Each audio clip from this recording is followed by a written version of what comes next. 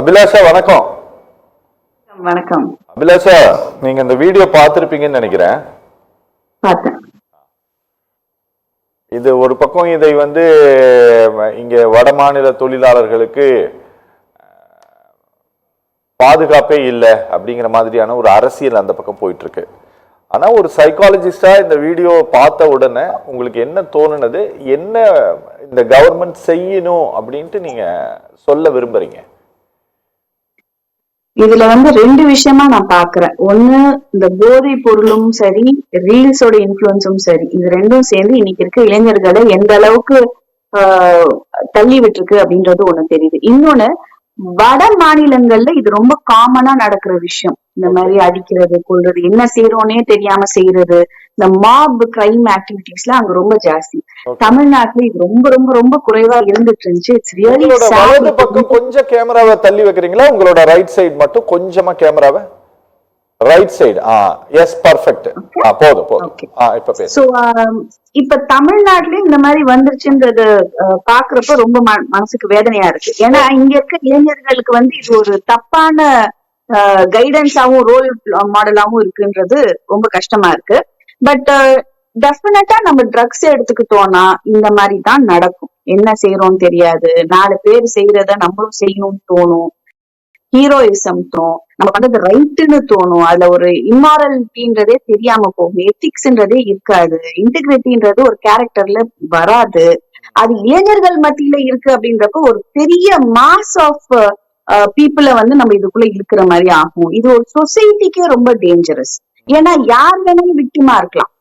இப்ப இங்க வடமாநில பையனை நம்ம பேசிட்டு இருக்கோம். It can be anybody. ஒரு வயதான அம்மாவா இருக்கலாம், சின்ன பொண்ணா இருக்கலாம், யார் வேணாலும் இருக்கலாம். சோ டெஃபினட்டா இந்த ட்ரக் கல்ச்சர் உள்ள வந்ததுன்றது இந்த மாதிரி பாதிப்புகள் வரும். இன்னொன்னு, அந்த பசங்களுமே தன்னையுமே ஹார்ம் பண்ணிப்பாங்க.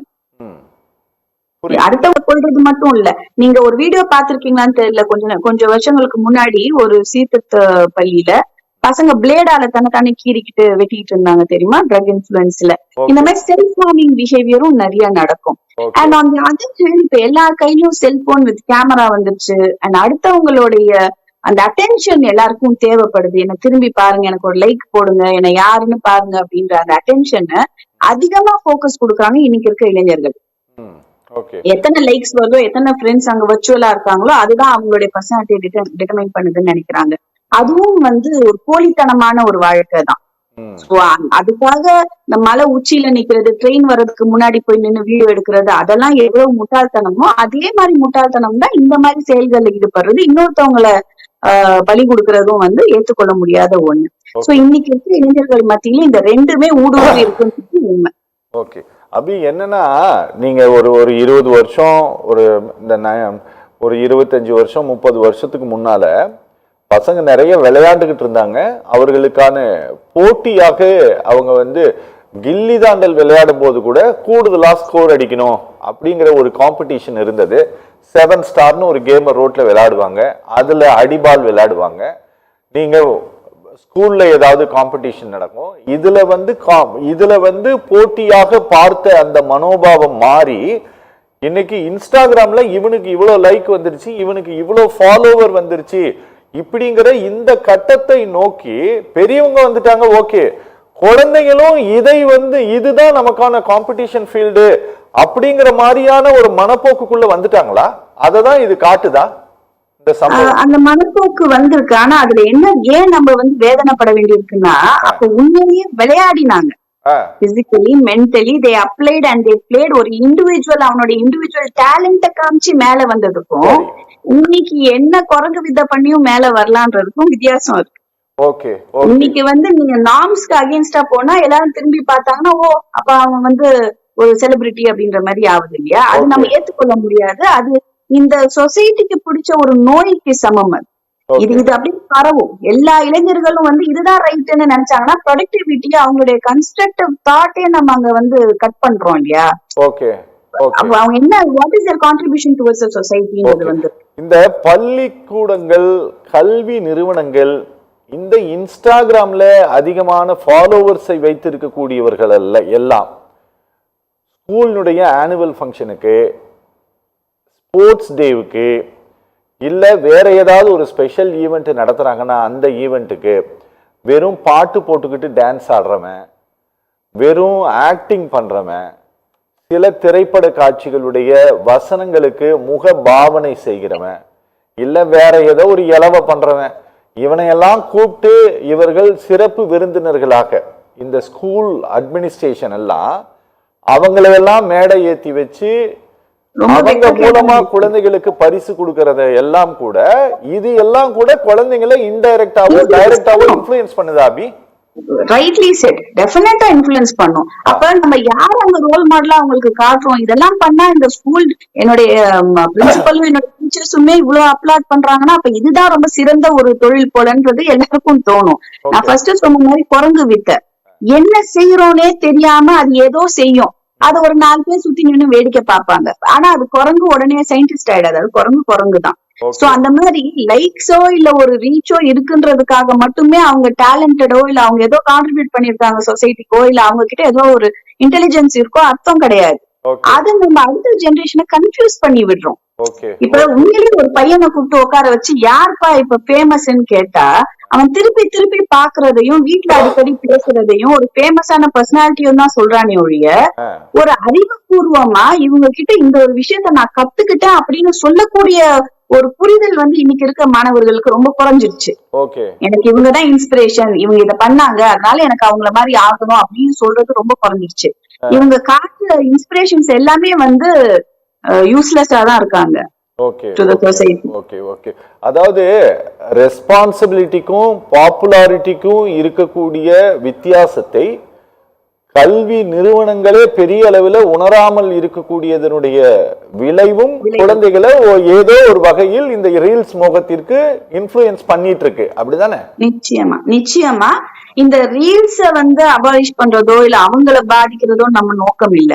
ஆனா இந்த ரீல்ஸ்னால அந்த குழந்தைகளுக்கு என்ன மாதிரியான மன மாற்றங்களும் என்ன மாதிரியான மந்த நிலையும், இப்போ நிறைய ஸ்க்ரால் பண்ண பிரெயின் ராட்டிங்னு ஒண்ணு வரும், மூளை அழுகி போறது, அதாவது யோசனையே இல்லாம. இன்னைக்கு இருக்க ஜெனரேஷன் பசங்க பாத்தீங்கன்னா ஜென்சின்னு சொல்ற குழந்தைங்களை பாத்தீங்கன்னா ஒரு 5 நிமிஷத்துக்கு மேல அவங்களால போக்கஸ் கொடுக்க முடியல, மூளை அலப்பாயுது, அதுக்கப்புறம் ரெஸ்ட்லெஸ் ஆகுறாங்க, என்ன சீக்கிரம் சொல்லுங்க அப்படின்றாங்க, பொறுமையா ஒரு விஷயத்த கிரகிக்க முடியல, மரியாதை செலுத்த முடியல. பெரியவங்களுக்கு டீச்சர்ஸ் ஏதாவது சொன்னாங்கன்னா பொறுமையா ஓகேன்னு சொல்ல தெரியல, அதுக்கு என்ன இப்போ அப்படின்றாங்க.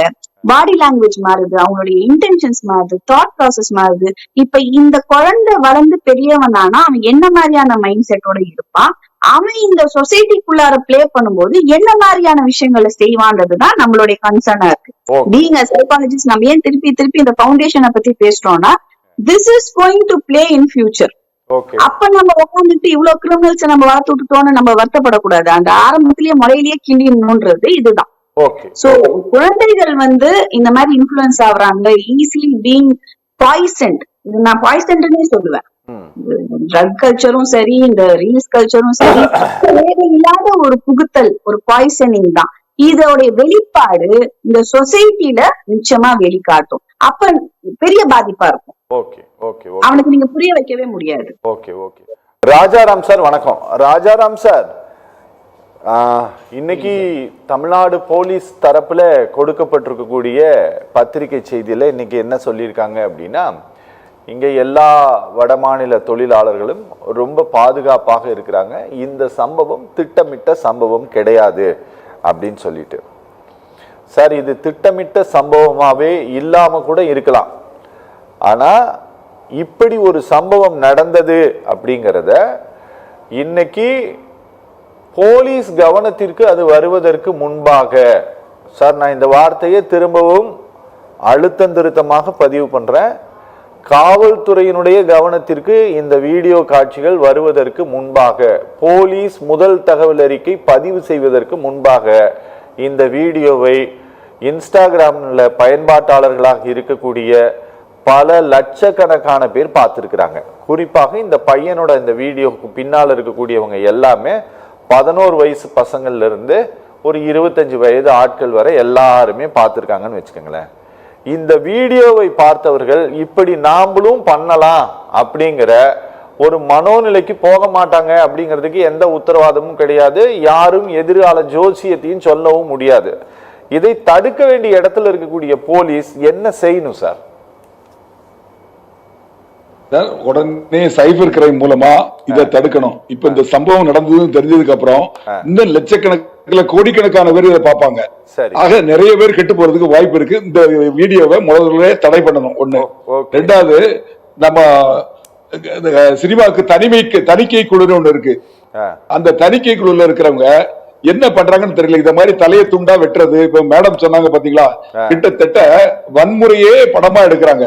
அவர் சார் சொன்னாரு, இந்த இடத்துல எல்லாம் வந்து போதைப் பொருள் விற்கிறாங்களோ அதையே படமா எடுக்கிறாங்க. இதை எப்படி அனுமதிக்கிறீங்க? தூரந்தர் படத்தோட ப்ரொடியூசர் தான் சார் வேற, உண்மையான ப்ரொடியூசர் வேற, படத்தை எடுத்தவங்க. ஆனா நிழல் ப்ரொடியூசர் யாருன்னா central board of film certification தான். ஏன்னா அது எடுத்து தான். ஏன்னா நாங்க ஒரு படத்துக்காக சட்ட போராட்டம் நடத்திட்டு தான் இருந்ததுனால எனக்கு தெரியும். இந்த மாதிரி படத்தெல்லாம் இந்த கவர்மெண்ட் நல்லா ஊக்குவிக்கும்னு வச்சுக்கீங்களேன். யூனியன் அதான் சொல்ல வரேன். என்னோட கருத்து என்னன்னா சார், மூணு விஷயம் சார். ஃபர்ஸ்ட் இந்த ரீல்ஸ் வந்து தடை பண்ணணும். ரெண்டாவது, சென்சார் போர்டு இருக்கு இல்லையா, சென்சார் போர்டு கரெக்டா இருந்து இதெல்லாம் கட் பண்ணணும். மூணாவது, இந்த அதாவது ஜுனைல் ஜஸ்டிஸ் ஆக்ட் இது சம்பந்தமா அந்த இதுல வந்து வயது வரம்ப குறைக்கணும். இது விஷயமா ஒரு வழக்கு சுப்ரீம் கோர்ட்ல வந்தது. சுப்ரீம் கோர்ட்ல வந்து 14 வருஷமா மாத்தணும் அப்படின்னு வந்தப்போ சென்ட்ரல் கவர்மெண்ட் என்ன ஃபைல் பண்ணாங்க அப்படின்னா, இதுல 18 வயசா இருக்கட்டும், 14 வயசா மாத்த வேண்டாம்னு பண்ணாங்க. அது தவறு.